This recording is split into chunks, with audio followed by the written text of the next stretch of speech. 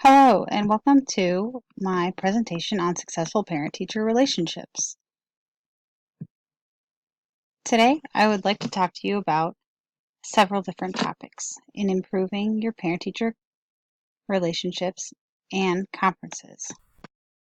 Today, we'll be talking about positive parent relationships, fostering positive parent-teacher relationships, tactics to start the year off right, classroom communication, apps for communicating with parents, difficult conversations, managing tough conversations, tips for dealing with an upset parent, addressing behavioral concerns, student involvement in parent-teacher conferences, student-led conferences, student-led conferences resources, other ways to get students involved,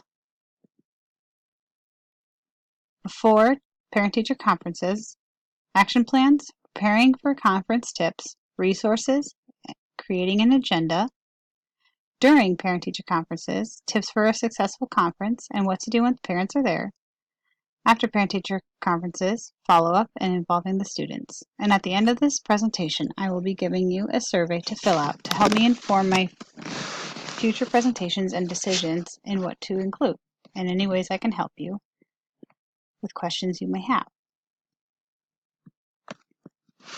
So, positive parent-teacher relationships. These are so important for teachers to have because not only are you involving the parents, but you're involving the students and yourself as well. These are different ways to foster parent-teacher relationships. Some tips are smile when you see their parents and their child, learn their names, declare your intentions, communicate often and in various forms, make a positive phone call home and share successes, lead with good news, and your language is powerful in speaking to parents. Don't assume anything when it comes to whether or not the parents are together or if they work or not. It's just basically just listen to them and see where they're at.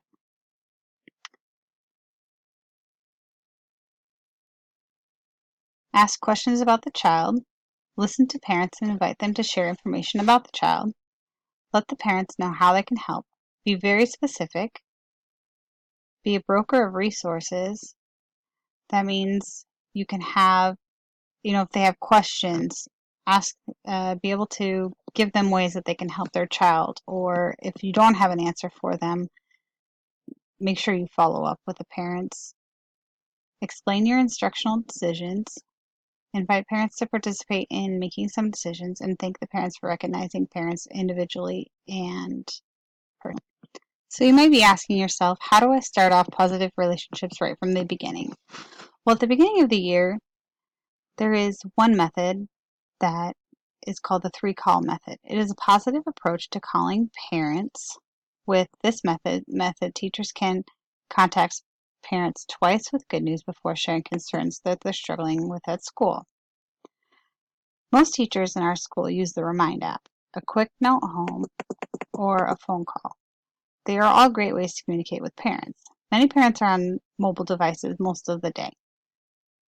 So that is why I like that tool to communicate with them. You could start off the year with a newsletter at home and share some information about yourself, a good way to talk to you and a little bit more about your classroom. This would be a great start to the year. Another one is a big factor is finding out what way do parents communicate. Some are landlines, some are cell phones, some are email, some are notes in their backpack. And when you figure out which mode of communication is best for them, it'll help inform you on getting a hold of them. Because there's many times when we want to contact a parent and they simply do not respond. There could be a variety of factors for that, but as educators, and most of us are parents, we understand how busy our day gets and how many little things can go wrong and with a breakdown of communication. There's also some more information about parent communication right here on this link. Parent communication throughout the year is so important.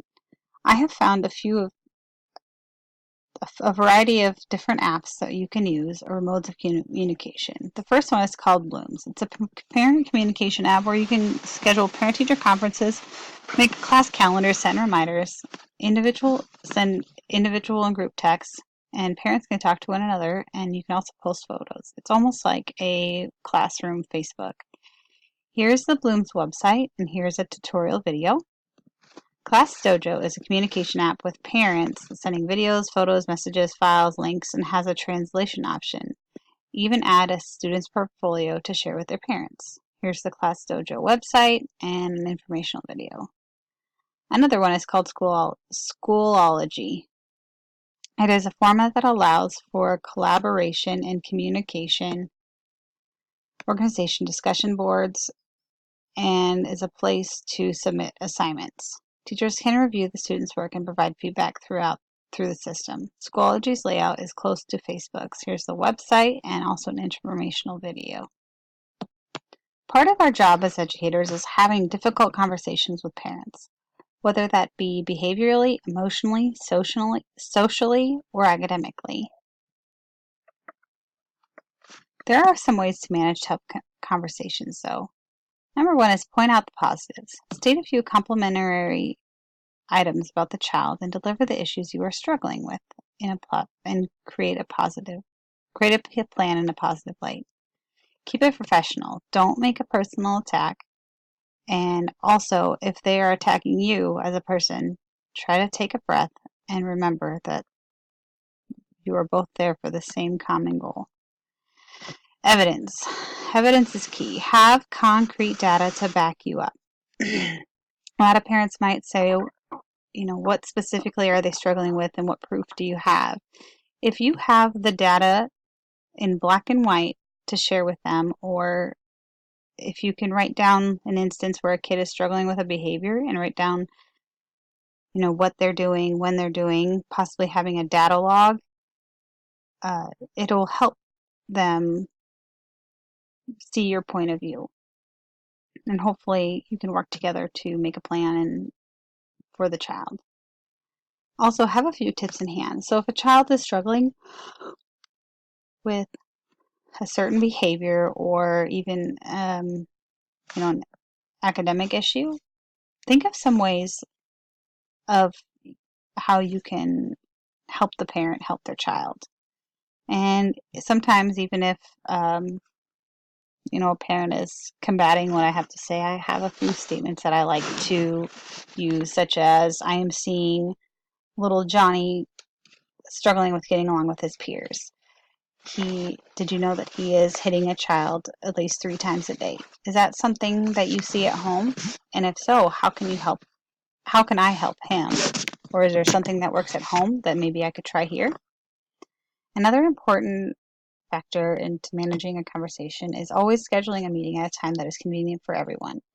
And if you state the purpose beforehand, the parents and you will both have the topic in mind, so we can, mentally prepare it for it. If you just say, I'm having a meeting, I need a meeting to talk with you about Johnny, the parents have a million things going through their heads. So if you just would rephrase it and said, is there a time I can meet with you? I would like to talk to you about little Johnny's reading or little Johnny's behavior. And then maybe they'd be a little bit more open to it.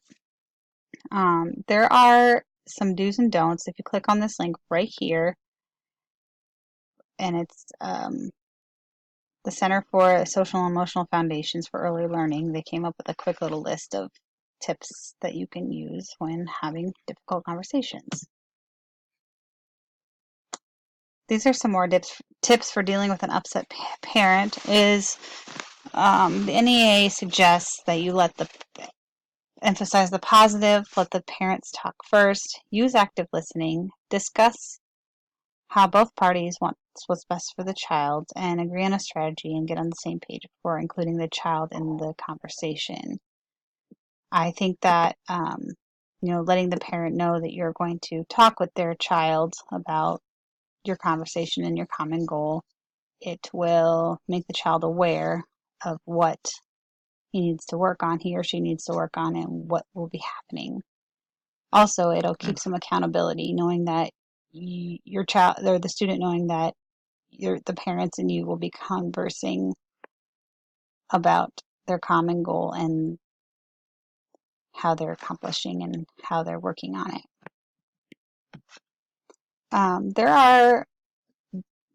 For me personally, I feel like addressing behavioral concerns are a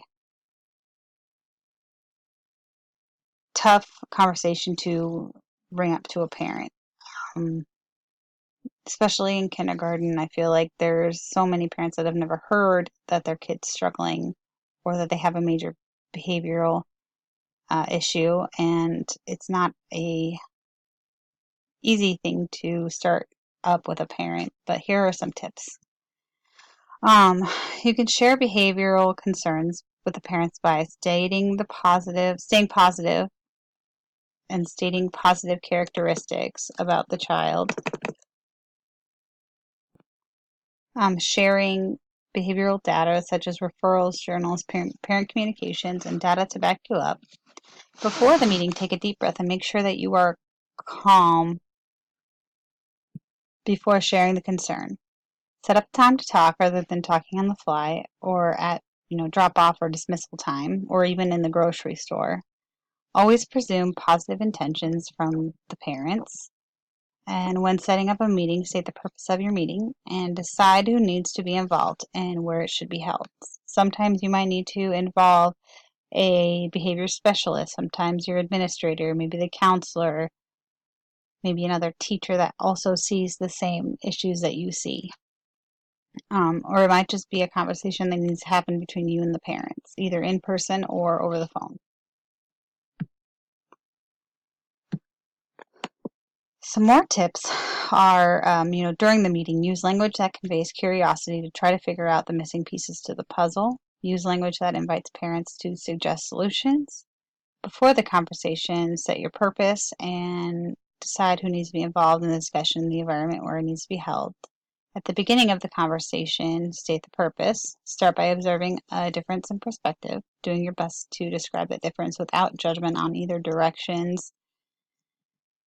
State an interest in and understanding the other person's views and sharing your own. I think parents want to be heard, and they just want to be, validated in their thoughts and feelings, just like anybody. And when you're addressing a hard issue such as a behavior that a child has, parents can get defensive and attack you. And if that ever happens, you've just got to remember that they're just trying to figure out a solution, or they want to put the blame on you when really, there's a way that you can, or maybe there's what you want to do together with the parents is problem solve. And if they are upset, you can work together to come up with a common goal. And when other parents present their views, listen and hone in on their emotion that they're presenting and repeat back to what they're saying, asking open questions. So if they say, I am very angry that little Johnny is doing this, you could reply back saying, I hear that you are upset about Johnny's behavior. What do you think we could do to solve this problem? Or what works at home for you? Or do you have any suggestions that you would like us to try together? When it is your turn to respond, ask for permission to share another perspective and give concrete evidence and examples, such as, you can refer back to a journal or have a written down log as to what is happening.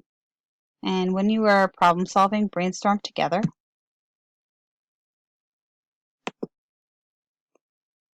When the conversation ends, if there's an agreement, it could go two ways. Sometimes there's an agreement and sometimes there's no agreement. And that's okay. That's just how it's going to happen. Most of the time, in my personal opinion, is that parents eventually end up agreeing, and you can say, if this happens again, would you please, follow through with our plan in order to make your child more successful.